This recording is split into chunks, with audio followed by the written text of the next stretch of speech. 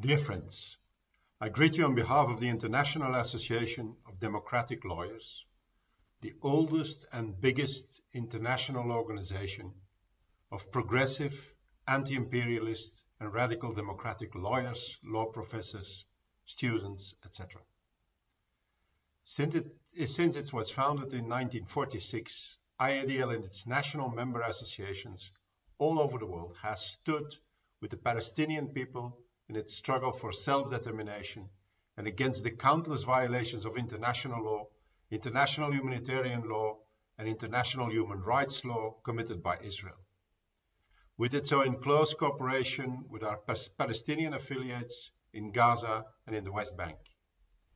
Today we discuss a specific problem, which is the situation of sick Palestinian prisoners who have sometimes been imprisoned for decades and are now submitted to an additional form of punishment by Israel, which denies them release to receive the necessary medical care or appropriate medical treatment in detention. It is, of course, only one of the violations committed by Israel, but together with the child prisoners, it is one of the most heinous because it is aimed at human beings in a vulnerable situation. Therefore, treating sick prisoners in the way Israel does is a violation of basic principles of humanity, even before it is a violation of international law.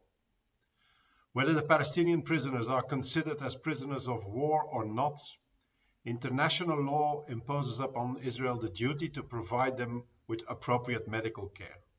I think that includes the creation of conditions in which medical care is possible, for example, by releasing the prisoner on medical grounds when necessary.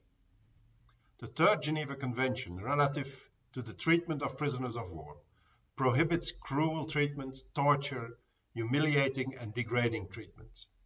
Article 13 reads, prisoners of war must all times be humanely treated. Any unlawful act or omission by the detaining power causing death or seriously endangering the health of a prisoner of war in its custody is prohibited and will be regarded as a serious breach of the present convention.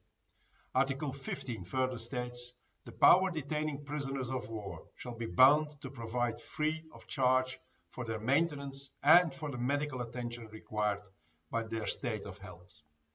Similar provisions can be found in the International Covenant on Civil and Political Rights ratified by Israel in 1991. Article 7 reads, no one shall be subjected to torture or to cruel, inhumane or degrading treatment. And Article 10 states, all persons deprived of their liberty shall be treated with humanity and with respect for the inherent dignity of the human person. These are, of course, only the two main instruments of international humanitarian law and international human rights law applicable to the situation. As for all violations of international humanitarian law and international human rights law committed by Israel, the key question is, of course, enforcement and mechanisms to avoid impunity. That is, without any doubt, the most important question and problem. The treatment imposed upon sick Palestinian prisoners might amount to a war crime or even a crime against humanity, for which the International Criminal Court is competent. However, Israel has not ratified the Rome Statute, and therefore the ICC does not have jurisdiction over these crimes. Some countries have universal jurisdiction over international crimes. But while 15 years ago that universal jurisdiction was wide, in many European countries it was narrowed down precisely to avoid cases related to crimes committed by Israel. A broader universal jurisdiction still subsists in many countries in relation to torture, as defined by the Convention Against Torture and Other Cruel, Inhuman and Degrading Treatment, or Punishment, ratified by Israel also in 1991. However, in relation to cruelty against sick prisoners, it is not obvious to comply with the very strict definition of torture in the Convention. But it might still be possible in some cases. As in relation to many other violations of international law, the lack of enforcement mechanisms on an international level remains a major problem.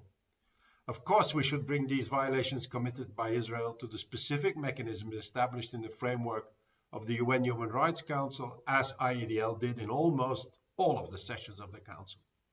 But as in the past, the main enforcement mechanism remains the international solidarity movement, the alliance of solidarity of the people of the world with the Palestinian people.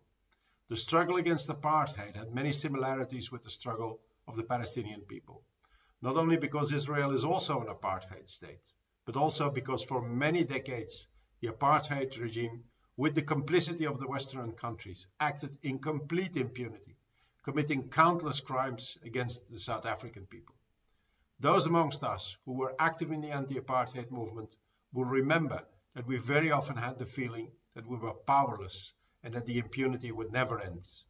Until the combination of first the armed and civil resistance of the South African people, second the military defeat of the apartheid regime in its aggression war against Angola and Mozambique, who defended themselves with the internationalist solidarity of Cuba, and third, the international solidarity movement